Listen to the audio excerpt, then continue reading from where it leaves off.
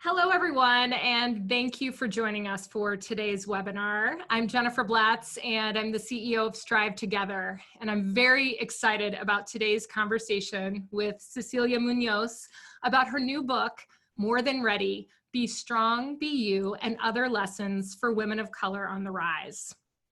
The last few months, especially over the last few weeks, have been extremely difficult for our country. We are in many ways facing two pandemics, COVID-19 and systemic racism. The disproportionate impact of COVID-19 on communities of color, and especially the Black community, has been incredibly stark. And this health crisis has unmasked inequities that have existed for hundreds of years.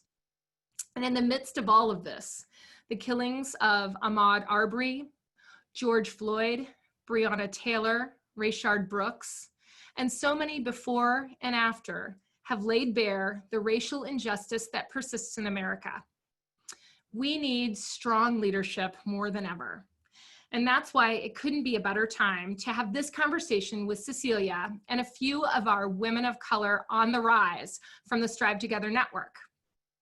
As I was reading Cecilia's book, I started thinking about the first time that I met her. And in some ways, it's a case study on what we as women leaders need to do in order to lift one another up and make connections that matter. Cecilia talks about this in her book, but I was visiting the New America offices for a meeting with Tara McGinnis, who is a lady leader extraordinaire and a policy superstar in her own right. And she asked me if I'd ever met Cecilia, and I had not. And I was a bit of a super fan and very excited for this opportunity. And so Tara took me to Cecilia's office and we met, and she was so incredibly genuine and supportive. We chatted a bit about our work, and she told me to let me know how she could be helpful to our work. And so she's continued to do that ever since, from keynoting our annual convening last year, to writing an op-ed, to helping me recruit a new board member, and to writing this book. And now I know this book wasn't written specifically for StriveTogether, but leadership and talent is one of the critical key capacities that we're working to build to advance our work with communities, especially lifting up leaders of color in our network, of whom there are well too few. And given that women of color make up fewer than 20% of our network leaders, we have a lot of work to do. And the lessons in this book are more important than ever. So welcome, Cecilia. Thank you so much for joining us today to share advice for women of color and their allies. You and I are going to have a conversation about the book first, and then we're going to be joined by some incredible women from the StriveTogether network. So if that sounds good, we will go ahead and get started. Sounds amazing. I'm really honored to be here. And I should just say that I came to know the StriveTogether network when I served in the Obama administration, because you had so many fans among people that I worked with and admire and love. And I now understand why. You all do really legendary work. It's extraordinary, and it couldn't be more important, especially now. So I'm just thrilled to be here. Thank you so much for having me. Thank you. Great. Well, can you start by just telling us a little bit about what inspired you to write this book, and really what you hope that women of color can take from the wisdom that you share in the book, especially now when we're in these really challenging and tumultuous times in our country? Yeah, so I did not leave the White House thinking that I was going to write a book. I did, frankly, what a lot of women do, right? I found work that I could do that would hopefully be useful to the world, and I kind of kept my head down and focused on that work. I work at New America, and several women in my life really pushed me, including Anne-Marie Slaughter, who's my CEO. And they kind of didn't let me off the hook. So they encouraged me to think about what I might have to say and who I might have to say it to. And I did what many women do, is I sort of thought, no, who am I to write anything about my own story, and what would I really have to say that would be of value to anybody? And these women, including Anne-Marie, really didn't let me off the hook. And it finally hit me that I do a lot of speaking. I keynoted your convening last year. I do a lot of speaking around the country, and especially to groups of people who are early in their careers. And invariably, I tell stories from across my career, and I try to tell the ones that I think will resonate, especially with the people of color in the audience. And invariably, someone comes up to me afterwards, and 100% of the time, that person is a woman. And most of the time, that woman is a woman of color. And she'll say something to me like, that story you told about that time when you were the only one in the room, or that time when you were afraid, or that time when you doubted yourself, that was me. Thank you for telling that, because I thought I was the only one. And so I finally kind of put myself in the presence of those women and realized I do have something to say. In fact, I say it all the time. And I was kind of getting in my own way, which is a thing we do. And so once I gave myself permission to remember that I had something to say, I knew exactly what was going to be in the book. I knew exactly what stories I was going to tell from my own career. I interviewed 7 women of color in preparing the book, and found that, we're obviously all very different. We come from different backgrounds and have different experience, but there is a lot of commonality. We've all been through the experience of being the only one in the room. We've all been through the experience of doubting ourselves. We've all been through the experience of being aware when other people doubt that we belong where we are. And we've developed similar strategies for dealing with that. And so I think part of the challenge is we all confront the same things, but we don't talk about it very much. And that stands in the way of us becoming or being recognized as the leaders that we already are. And so the book is really about helping women, but women of color in particular, understand ourselves as the leaders that we already are, because the world needs us. I mean, I felt, a year ago when I finished the manuscript, it was clear to me that the world needs us. And I have to say, the events of the last several weeks and several months have just only further convinced me that the world needs what we bring, especially now. Absolutely. I'm so grateful that Anne-Marie really encouraged you to write this book. Anne-Marie and others encouraged you to write this book, because it is absolutely what is needed right now. And, in the book, you write a bit about overcoming doubt and being discounted. And you share examples of several women who you've worked with and gotten to know, and some of those whom you interviewed for the book over the years, experiencing these moments of overcoming doubt, or feeling that they're discounted because of the color of their skin or because they're women of color. What advice do you have for women who have that experience of being doubted based on the color of their skin? And how did you overcome your own moments of self-doubt throughout your career? Yeah. So this is such a common experience. I tell the story from my own career of my being promoted at the White House. And one of the chiefs of staff that I served under, when he left the White House, revealed to a couple of journalists that he was disappointed that I got that I became the president's domestic policy advisor. I served in that role for 5 years. And he suggested to those journalists that I was an affirmative action hire, that maybe I wasn't qualified for that job. And that cost me a couple of years of confidence in that job. And Tyra Mariani, who I work with now, she's an African-American woman. She's the president of New America, recounts in the book being told at the ripe age of 23, as she was doing an internship at a firm, that they didn't see her as management material, which is extraordinary, because Tyra is probably the most talented manager I've ever met.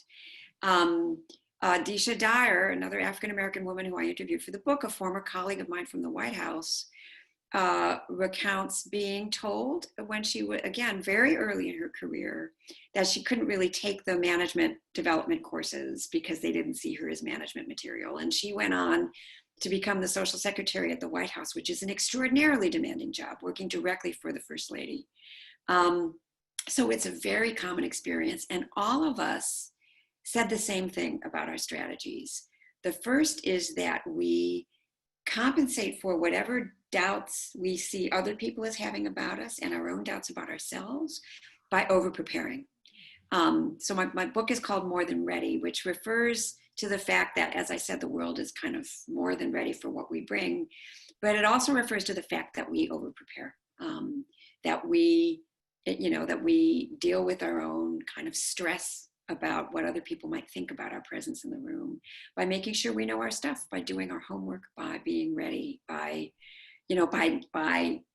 trying not to make a mistake, because a mistake isn't just a mistake when you're the only one in the room. It ends up standing for whether or not everybody like us has the capacity to do what we're doing. So doing the work is one strategy. The second strategy is to relentlessly ask for feedback, which I did a lot, including in the White House. And I didn't do it of everybody, but I did do it with people that I knew I could trust, to not hold it against me that I was, admitting that I needed help or that I wanted feedback. People for whom it felt safe to say, boy, that meeting didn't go well. Can you help me see what I didn't see or where I went off course? Valerie Jarrett was one of those people for me. So I could go into her office and close the door and know that she would tell me the truth, whether or not it was easy to hear. And that helped me up my game. So asking for feedback among people that you can trust is a second strategy that I recommend. And then building a network of folks who will tell you the truth is a third strategy. When Tyra was told that they didn't see her as management material, she says, I wish that there had been a group of people that I could sit down with and process that with, who could have helped me see that it is ridiculous to tell a 23-year-old what their trajectory in life is going to be before they've, got very much experience under their belts. And she said, not having a cadre of people who could tell me that that was a ridiculous thing for them to say to me at that stage, she said, cost her several years. So building a network, again, not of just cheerleaders, but of truth tellers, people who will help you see how you can strengthen your performance and strengthen your confidence is a third strategy. Those are great strategies. I know there's a chapter on heroes, and you talk about some of these incredible people who have been sort of those heroes who have helped you, but also being your own hero. And I just think that some of the strategies that you've shared are so critical as leaders are building in their careers. Another theme that struck me from the book is related to having the courage to be disliked and experiencing setbacks. And, obviously I did feel, I joke with you, I felt like I was reading this incredible book to get all of this wisdom, and also what it's really like to be maybe in a real life episode of The West Wing is often how I felt. And so having lived through and read so much about the administration and hearing about some of the setbacks from your perspective, it was really incredible. But in all of these cases, leaders have to make tough decisions and will experience setbacks. And you talked about having a clear North Star. So talk a little bit to me about, how having that North Star has helped you to lead, despite what others might think about the tough decisions you have to make. So I think having a clear North Star is everything. So that if you know in your work where you're trying to go, or in your life where you're trying to go, I applied this decision, the notion of having a North Star, to making tough policy decisions, but also having a clear North Star was vital in making end-of-life decisions that my family was making for my father. In each case, knowing what's most important helps you steer.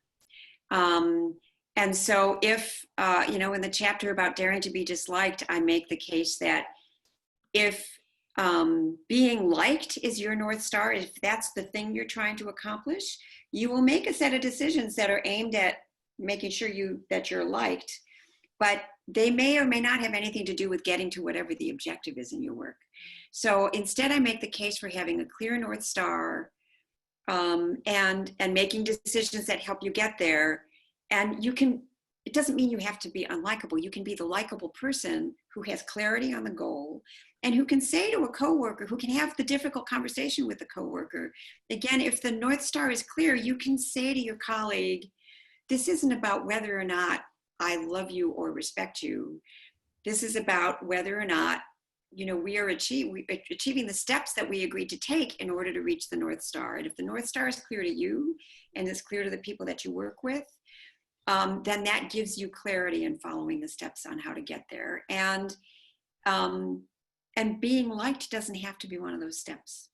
And if achieving your goal has those kinds of consequences, and as a public official, I took a lot of heat from the outside, and some of that heat came from my own community. I can't say that that wasn't painful, but I can say that knowing what my North Star was and having my own sense of integrity about it really helped me weather the times when, people said mean things or, even truthful things about their disappointment in what I was able to accomplish. It was important to me to know that I was going to walk out of the White House after 8 years and be able to look at myself in the mirror. Having that kind of internal clarity can make an enormous difference, especially when there's a lot of chatter and a lot of noise coming from the outside. Yeah, so much about reading this book during this time for me resonated, but this idea of holding the long view and knowing that there will be setbacks along the way, and especially in the work that we're trying to do to really transform systems. And the StriveTogether network felt, that was something that was core to how you led, how the administration led, is holding the long view and knowing that there would be setbacks, and knowing if you have that North Star as your long view, it's critically important. Well, and maybe in this moment, because we're having setbacks, right? Severe ones, huge ones, epic ones. But, part of having a long view and having a clear North Star is recognizing that if you have a setback, you have to try to use it to make the change that you need, right? If the North Star in your network is clear, you know what the equity fight is, that's the thing that you're trying to achieve. One of the features of this moment is that we can see things that not everybody could see before. Our job is to use that in service of the North Star and to recognize that the pain of this moment has to contribute to getting us somewhere that we wouldn't have gotten otherwise. Otherwise I don't know how to make sense of it.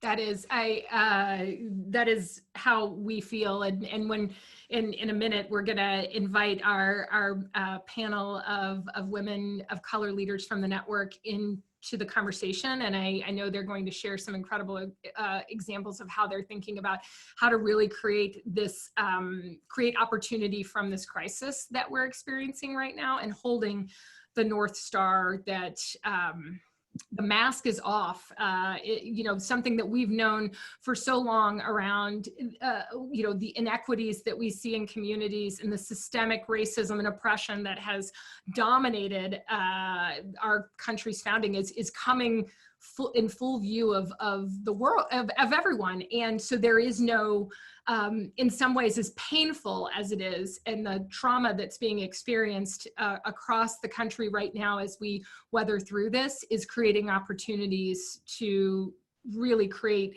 new normal is so cliche, so I don't want to use it, but it is like, we're not going back to normal. And so figuring out what that looks like is how we're thinking about the work.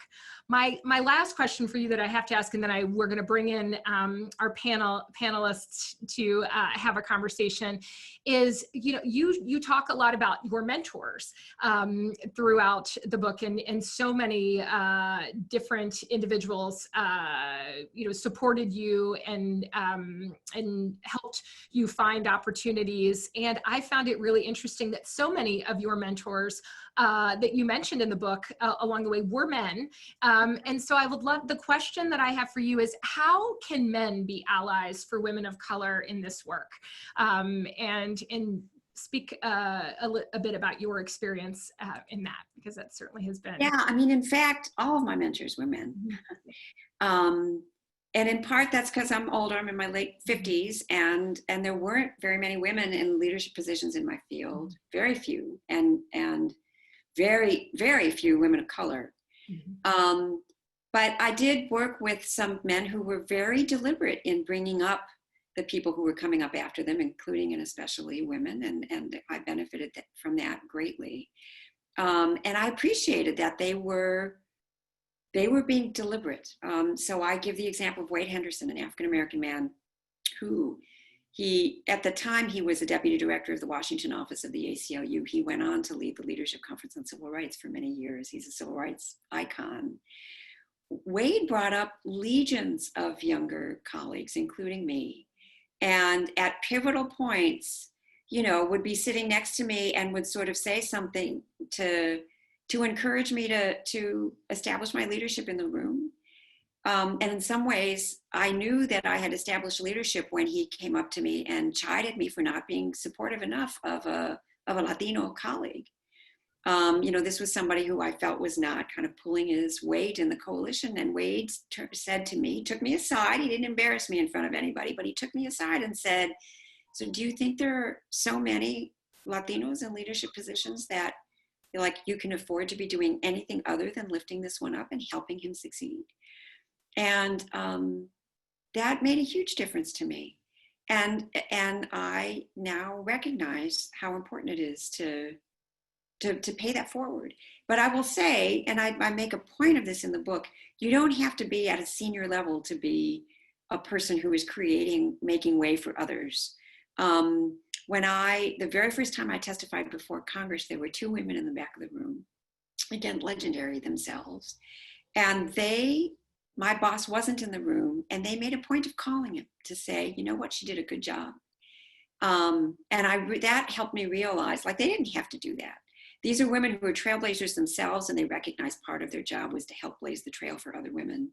And I realized anybody at any stage of their career can be the person who is sitting at a table and watches somebody shining and sends a note to their boss saying, you weren't there to see her shine, but you got a star there. That stuff makes a big difference. I heard from a colleague that I worked with at the White House that I made one call to share her awesomeness that helped her land her next job. And she said to me, 100% of the times that she's moved up, it's because a woman of color spoke up for her. We need to be doing that for each other, and we don't have to wait until we are managers and at a senior level. You can do it at any stage of your career. Yeah, absolutely. I remember that story from the book, and I think that is such a good reminder for me, a good reminder for any of us that we have to look out for those examples and make sure that we're lifting women as we climb throughout this work. And that is a great segue to bring in our panelists who are brilliant women leaders who I have the privilege to get to work with and learn from these amazing women who are part of our StriveTogether network. So welcome Carlisha Williams-Bradley, who is the Executive Director of Impact Tulsa. Tafana Irvin is the Executive Director of Graduate Tacoma. And Lysandra Gonzalez is the Chief Operating Officer of Rocky Mountain Cradle to Career.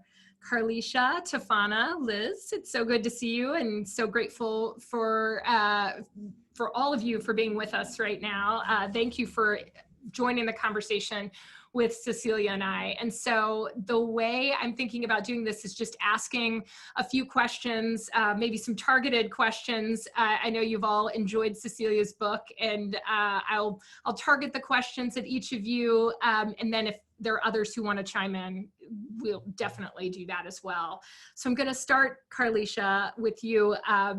If you've been listening in, and I know we talked about in the book, Cecilia writes about, the discomfort and the doubt that comes from being the only in a room. And so I would love to hear from you about what's that experience been like for you, and how have you overcome that discomfort and doubt, and sort of what strategies do you use to manage those moments of self-doubt? Thanks for the question, Jennifer. And it's such an honor to be on this panel and to have read Cecilia's book. So much of it resonated with me and lived experiences, especially when we talk about being the only. I have oftentimes been the only in rooms, thinking about, being Black and young and a woman. And there have been times in my career where I've been paralyzed with the thought of what are people thinking of me, and really needing to push past that point of what are they thinking of me to what am I at this table to do, right? And so it was almost having the talk with myself of what's the story I'm telling myself and what is the outcome that I want, to move myself from that space of self-consciousness and doubt to that space of I want to create an outcome by being here and having a seat at this table. And so I think first it started with me being able to continue to have those conversations with myself, the pep talks before I get in the room, whether it's turning on that song, telling myself the story, meditating, praying, but really arming myself mentally before I go into those spaces. I think another component of that was building my own community of women of color leaders to go back to who shared in those experiences as well. I think that there are times where even as we can pep talk ourselves, there's also a sacred space for community. And Cecilia talks about this in the book, and it was so beautiful towards the end, thinking about the intergenerational group of women who came together to support each other. And I found just the sacredness of that space and community for me as well as a woman. And I think that the last piece that's really helped in pushing me past being paralyzed in fear to move towards action is having my values at the center. Like, what is my vision for this seat that I'm taking and occupying as I walk into this room, and keeping in mind that it's not enough that I'm the only in this room, but how am I pushing to not only, get another seat at this table, but to transform and build a new table, right? And allowing for that privilege to be used as a way to lift up the voices of community and to bring other women of color and community members into those seats as well.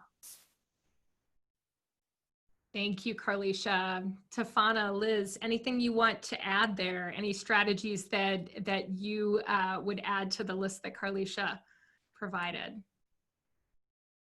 No, I think that was a really great summary, and really appreciate being able to hear from you, Carlisha, as well, particularly around being young, Black, and a woman in spaces. It's hard to feel as though you are confident and worthy enough, especially in a room that may be older, more white, much more experienced. And so I appreciate your words, and certainly Cecilia's book, and just the underscoring of valuing the data that we hold within our lived experiences and using that to help guide the conversation is what I'm currently practicing. So I would say that is what is helping me to say, if I'm the only, if I'm the youngest, if I'm the Blackest, let me use the data of my lived experiences, because that's what's going to help correct and address some of the inequities that we're facing. So super appreciative of both of those comments.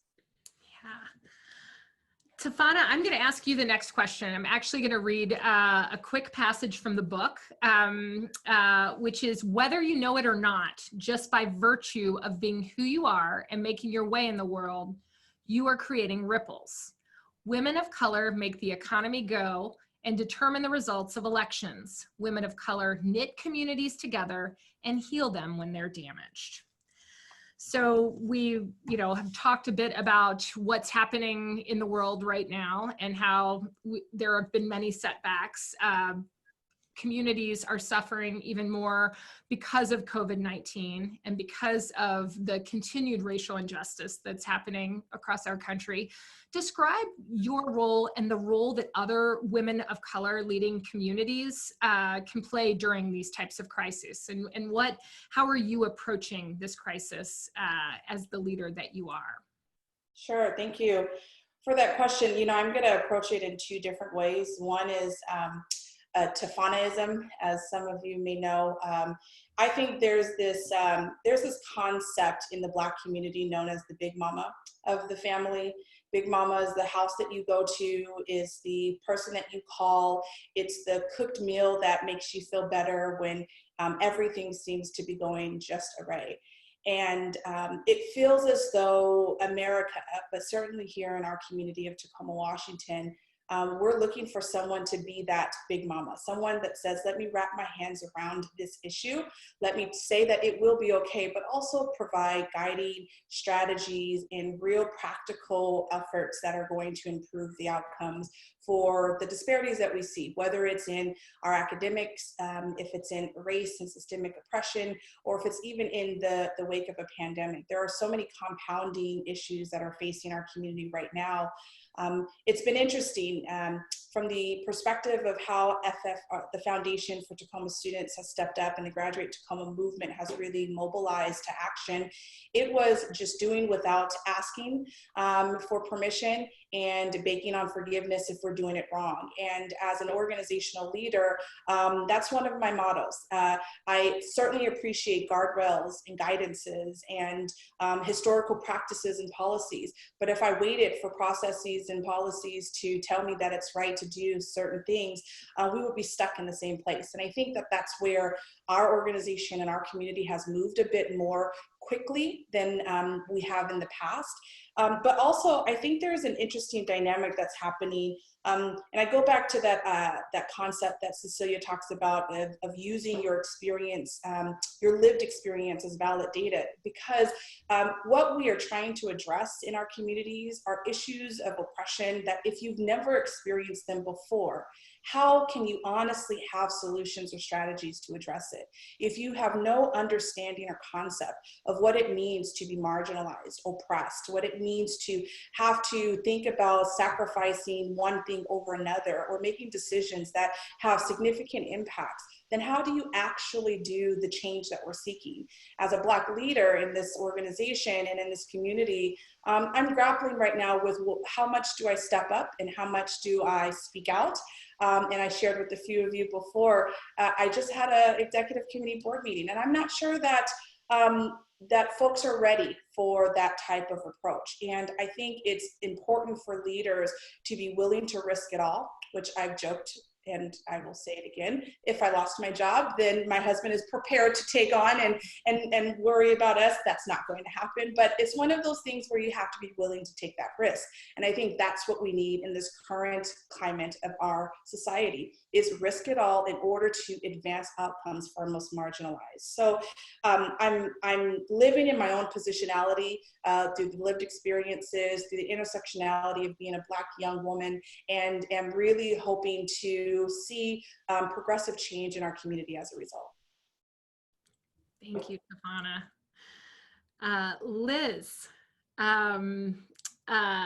well, actually, I want to make sure Carlisha or Liz, or Cecilia, is there anything that you want to add to Stefana's, what Stefana just shared, which is so relevant right now, especially. So thank you. I mean, that is visionary, courageous leadership. It is exactly what the country needs. And I consider it, I mean, it's not just that it's essential, it's also really deeply generous to the rest of us. So I just want to acknowledge that. And this notion that your lived experience counts as data, right? That I think sometimes we forget. I know this is true of me, and especially the times when I'm the only one in the room. I think, oh, these are all people who know stuff that I don't know. And maybe they do, but they also don't know what I do. And that counts. But it's taken me a long time to internalize that. So it's just, I have deep gratitude for hearing you say that and for seeing the way you're all asserting the kind of leadership that you're asserting in this moment. I think one thing that deeply resonated with me that Stefana shared was the aspect of having a seat at the table and even being a Black leader in this space and in this time. And what does that mean to elevate your voice in a way to be heard, to speak on your lived experiences, and this nuance of finding the balance of being impacted by what's happening in the world, but also being charged to lead in this work and finding that space to speak your truth, to care for yourself, and to push forward the work. And I feel like, similar to Stefana, if now isn't a time to speak boldly and to be willing to risk it all, to be willing to cash in on those chips of privilege to even be at the table, this is the time. And I found myself this week having conversations with funders that the door would have never been opened, weeks ago, but it is open now. And so what does that mean, again, to stand on those values, to have the long game in mind and knowing that this is for something bigger than myself, and being willing to sacrifice. So Tafana, I just really appreciate you sharing that. And it definitely resonated deeply with me. I agree with you, Tafana, as well. And I'll say, for me, with privilege comes responsibility. And so in the pandemic and the crisis that we're experiencing across the US with systemic racism, I really see that the position that I'm in and the influence that I do have comes with an immense of responsibility to act and to speak up and to do something. And that's not always easy when we're trying to support a community to move, not just based off of what you're saying, but evidence and data, and have them come with the ideas that change is needed. And so just like you, Tafana and Carlisha, I've just found myself really having to embrace uncomfortableness in a way that I've never had before through COVID and into today. That's great, Liz. Thank you for that segue. I mean, first, I want to acknowledge Rocky Mountain Cradle to Career, as has Impact Tulsa and Graduate Tacoma, made very big pivots in terms of how to respond to the current context. And that is bold, courageous leadership in a time of crisis when some, I mean, that's what we've seen consistently across the network, but I know in all three of your partnerships, we've seen that type of leadership. And, you know, we've been having this discussion about, you know, making courageous decisions and speaking out. Cecilia literally used her elbows to penetrate a circle of male colleagues in a story that she wrote about in her book. And I'm curious, Liz, what tools have you used to be included in the inner circle of information sharing and decision making that so often women of color are excluded from? So the short answer is swagger. But before I elaborate that, I want to say we had an opportunity to connect with Cecilia prior to the panel today. And the first thing I said to her was, I wish I had your book 20 years ago, but I'm especially appreciative that I have it now, because so many of the lessons, the wisdom that she shares in that book, I still find myself grappling with. And when I say swagger, I chuckle because Cecilia, you referenced that your mentor, Charles Kimisaki, I hope I'm saying his name correctly, had a lot of swagger. And when he would walk into spaces, he would command a room and was really able to be the center of these critical conversations that were happening, that were necessary for moving work forward. To today, I still find myself in spaces where they're predominantly men making decisions. And oftentimes those decisions are not just happening in boardrooms, but outside of boardrooms as well. So imagine a younger version of myself with children. I had a lot of things going, what you might consider against me in terms of time, ability to be in those same spaces with them. First of all, even being able to be a part of the conversation. And so very early on, I would do the pep talk, as you said, Carlisha, and prepare myself to walk in with, at that time, what was really sort of fake swagger. And as I've been able to grow in wisdom and experience, I still walk in with that same swagger and just kind of elbow my way in and, hey fellas, what are we talking about now? And starting those conversations. But I'll also say that in addition to that, I do a lot of homework. I find out who's in the room, who the players are, what the potential connectivity or relationships are that I might have with them. And I start making those phone calls way in advance of any session. And it's not just those work, boardroom sessions, but also those social settings that are often work related as well. So being prepared with knowing who's in the space, pushing my way in there, and really positioning myself to say, I have a lot of information and things that I can contribute here. They just don't know about it yet. So I'm going to make sure I put that out on the table so that they have a full deck of cards. Awesome. Anyone else want to respond to that question about elbowing your way into the room or tools that you're using to get into those conversations? It's interesting that you say swagger, because my version of it, and this was, 30 years ago, but I think it's still relevant.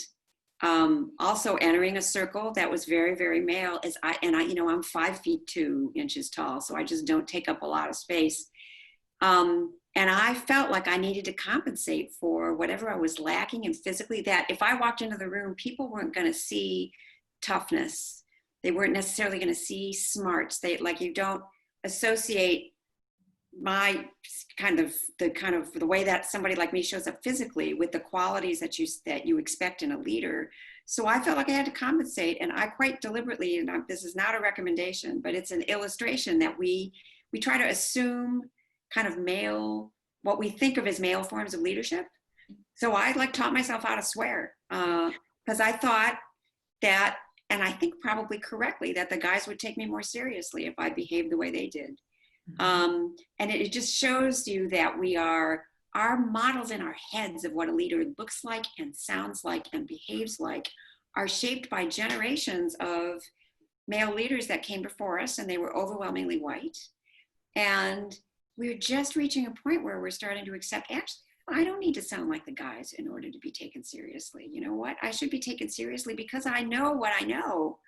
Right. And my presence in the room is valuable. And especially if I'm the only woman in the room, especially if I'm the only woman of color in the room, they may or may not know that they need us in that room, but they do. And as long as we know, then we can bring what it takes. True, so true. So I know that Bridget is gathering questions from our audience. And before we do that, I want to ask one more question. And this is for any of you or all of you. Because so I'm very rarely the only in the room. In fact, our sector is overwhelmingly dominated by white women. And one of my mentors or coach recently told me that a white woman who is not aware of her power is very dangerous. And I've been thinking a lot about this. And so what I would ask of you is really what, we talked about men as allies for women of color. In this sector that we're working in, how do you view white women or women in general as allies, and what does that look like? Because I would guess that the more than 300 people who are listening on this webinar, there are many of us out there. We dominate the sector. And so I think if you're willing to share some advice or guidance, especially in this time, it would be incredibly valuable. Yeah, it's tough to answer that with a single response. I think there are many ways in which white allies in general, but white women allies can play a role, especially as we think about social justice and the work that we're doing. My staff and I have taken at least the last 2 weeks, 30 to 40 minutes, not nearly enough, but enough time to have one-on-one dialogues with one another, whites with Blacks and Latinas, or Latinos with Asian Americans, and so on it goes, in order for us to have a cross-cultural dialogue. And I was paired with a woman who I admire so much in my community. Her name is Wendy Holcomb, if she's on this call.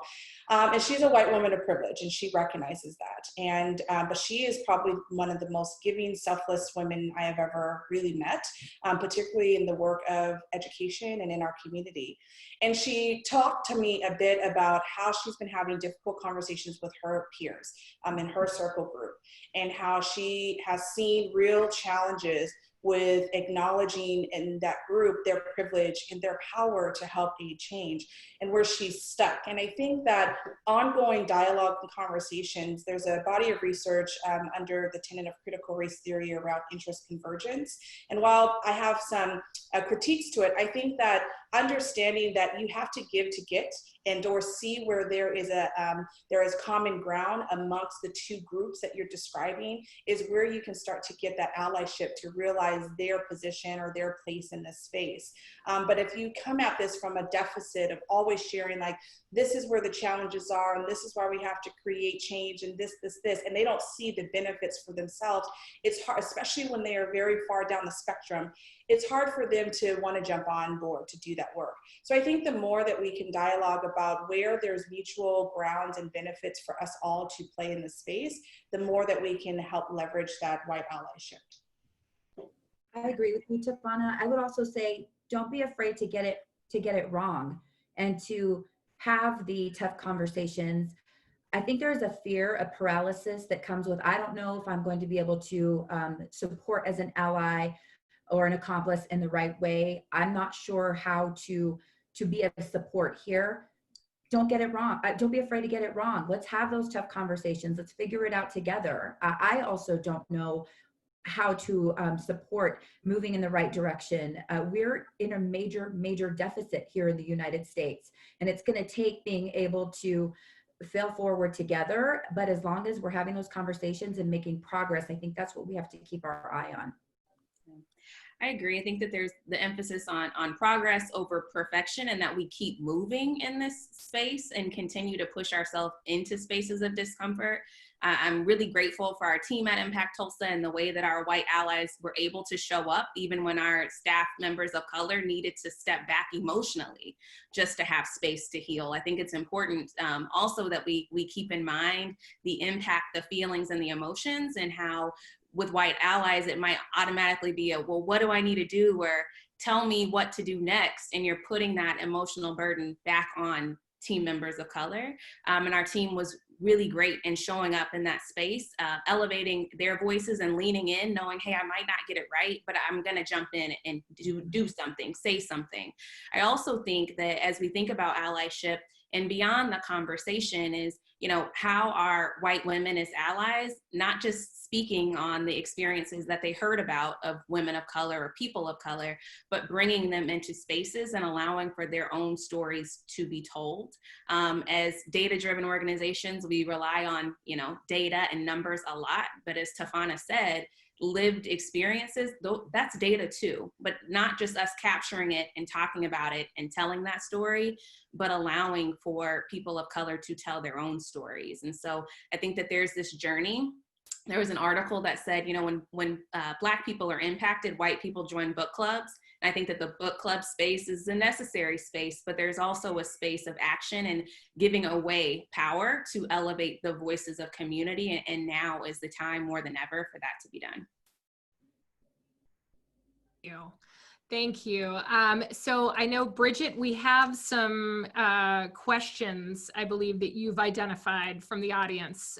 Do you want to share those with us? Yeah, we'll start with the first one, which feels incredibly relevant in the midst of combating two pandemics. So panelists, Cecilia, as women of color, how do you balance being more than ready and self-care?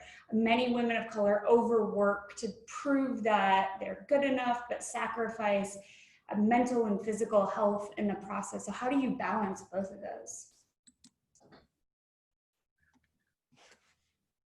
So I guess I'll start. I find it very hard. I will confess to not always being very good at it. It is essential though, because the problems that we're trying to solve are not short-term problems.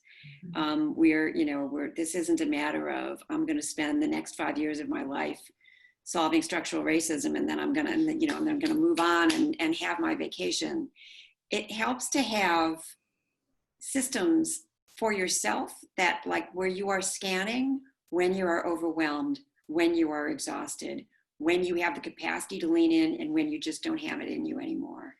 We're not going to win these battles if we're operating on fumes. So for me, giving myself permission to watch out for myself has been a struggle, but I think it's necessary. And also it's, the same strategy as with other challenges, building a circle of people who help remind you, you look exhausted. Can you create some space to step back? Do that for each other in the workplace. Model it for your colleagues. I work for a CEO who is the first one to say, I'm going to be off this weekend and I'm really going to be off. Or she'll start a weekend email with, please don't respond to this till Monday. Like she walks the talk. And so if you can be the leader, be the colleague who makes room for others to do it, modeling the behavior is tremendously important. This is going to sound terrible, but I am terrible at it too, and I schedule it. I literally block off time on my calendar, and my team is very clear on not available. This is my workout time. This is my time to do what I need to do. And then we're also really good about shutting it down when we can. come Friday, early afternoon, and really having, first of all, fun together as a team, and then being able to go out and enjoy our families for the weekend. But I have to schedule it. Otherwise it would be, and it often is 24/7 around the clock, especially when your social world is your professional world as well. I agree. It's a challenge. Scheduling has helped. Also, having a child has forced me to become more mindful of this space, the demands at home. But I also, really think about the opportunity, to block it off on your calendar, to build a culture within your team that celebrates the space of knowing that if we are pouring from an empty cup, we can't give, especially when this work is so personal and so deeply connected. But I think as a woman of color, and especially as a Black woman, we're taught that you have to work 10 times as hard. You have to be strong at all times. And my coach recently has been helping me to unpack, like, how are you truly defining strength? Like a couple of weeks ago, a strength for me was being able to lean in and tell my team, today I'm not okay. Like I need you all to step up so that I can step back and to have a space to heal and to be able to lead with a clear vision, understanding everything that's happening in the world, thinking deeply about raising a Black son in America. Like those were things that were personally impacting me, and my cup was just not full to pour. And after that week, I was reflecting on this, and my coach was like, well, what are you taking with you in that space of vulnerability, and in redefining what it means to be strong, and redefining how you actually lean into networks and allow for other people to step in, to fill your cup in times where you're weak. And it's just helping me to constantly challenge this narrative that I have about what it means to be a leader, what it means to be a strong Black woman, and creating space for myself to be vulnerable and to have access to that healing time as well. Yeah, I'm not going to offer anything more. In fact, I'm thinking, Carlisha, we need a happy hour, girl, because I'm listening to everything you're saying, and I'm like, yes, yes. And I'll be honest, just for me, I don't have a good answer for it. I'm still learning and growing in this space. I am 100% of the background where you don't have days off. Like my family grew up, there was no days off. There was no such thing as time off. And so I recognize that, particularly with my staff. I have a bit of a younger staff in general, and they continue to push and elevate those things. And I'm working, I feel like I'm working more on trying to be understanding to what that looks like to cultivate that.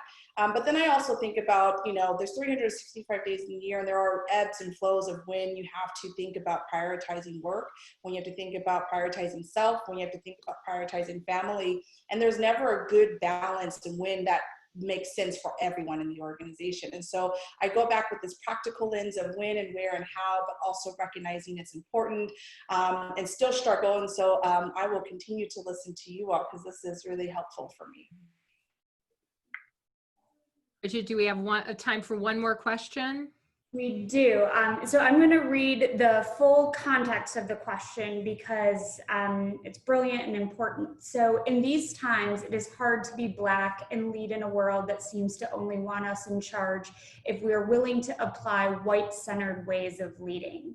How do we bring our full, authentic, non-white ways to the work in ways that don't lead folks to seeing us as not likable, which does seem to matter right now, and not lead folks to see us as threatening or non-palatable leaders? So how do you bring that authentic sense of self to the work or to your leadership role?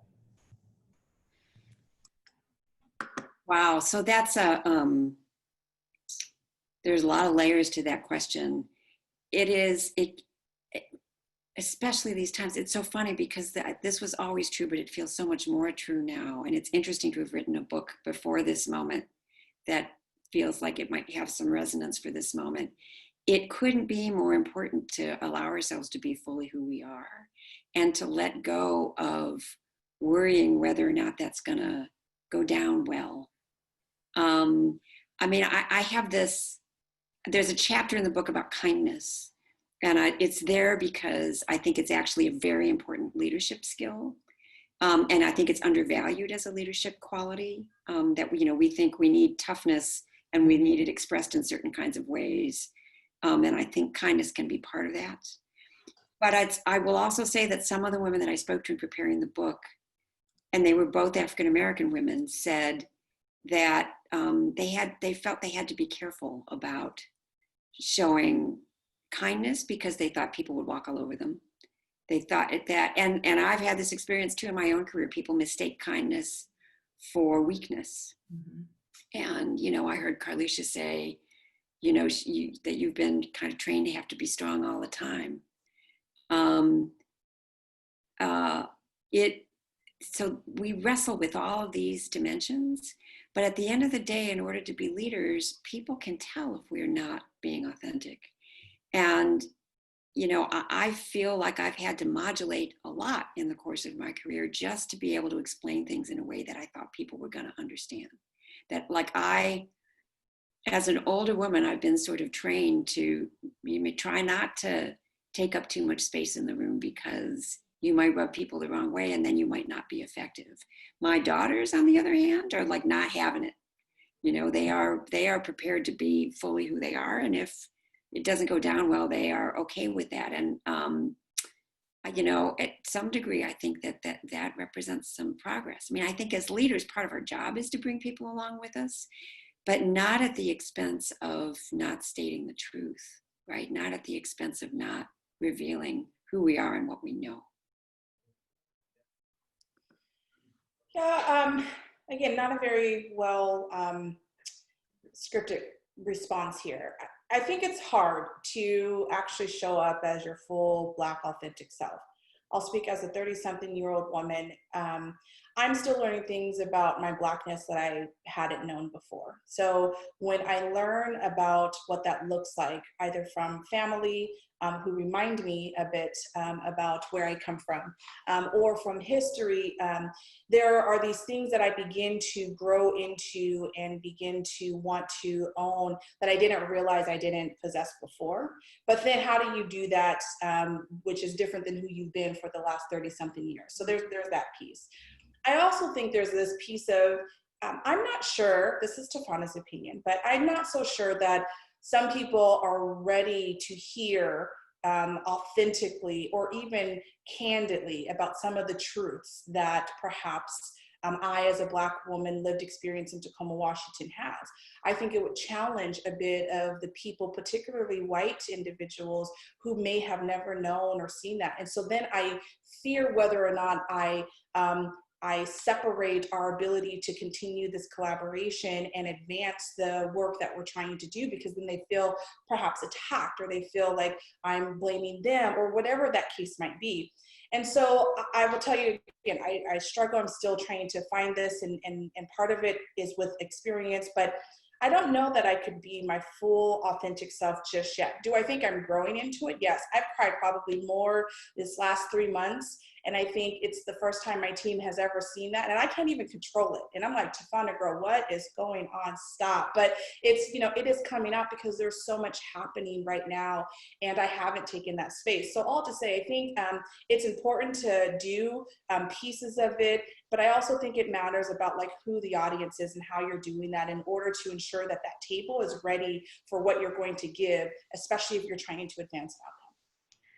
I think Tafana's point is spot on in thinking about this work, and especially as an executive director, of how do I create this space within an organization for my team to show up as their authentic selves, but also knowing that in my seat, I almost wear these two hats, right? I'm leaning into a funding community where I'm trying to get access to continue to move forward the work. So there's work to be done in a whole lot of spaces for people of color to be able to show up as their authentic selves. I think about at a young age, like for many Black people, code switching was just a way of doing business. It was a way to navigate in this world. And so even as an adult woman, how am I unpacking those things that have allowed for me to arrive at this seat and to cash in on those opportunities that were granted to me to show up as my authentic self and to continue to move the conversation forward? It's a question for me of, you know, how do I move forward the mission while also sharing my truth, while also being able to create this space and loving the space that I have within my team, but knowing that the world does not look like Impact Tulsa, right? And so I'm still on that journey of figuring out how do I do both and. Oh, we thank you, Carlicia, Tafana, Liz, Cecilia. We are at time. I know we could go much longer with this conversation. It's been an incredible conversation. I am so grateful to all of you for joining us. Cecilia, thank you for writing this beautiful book that is so meaningful, especially in this time, in this context, and really appreciate you and for joining us for today's conversation. And Carlicia, Tafana, Liz, all of the incredible work that you're doing leading your communities, and to the audience for all of your questions that we didn't get to answer. Thank you for participating. We will post this webinar on our StriveTogether website, and I'm sure, I know I will go back and listen, and just really grateful for the time with all of you today. So thank you all, and be well. Thank you. Thank you.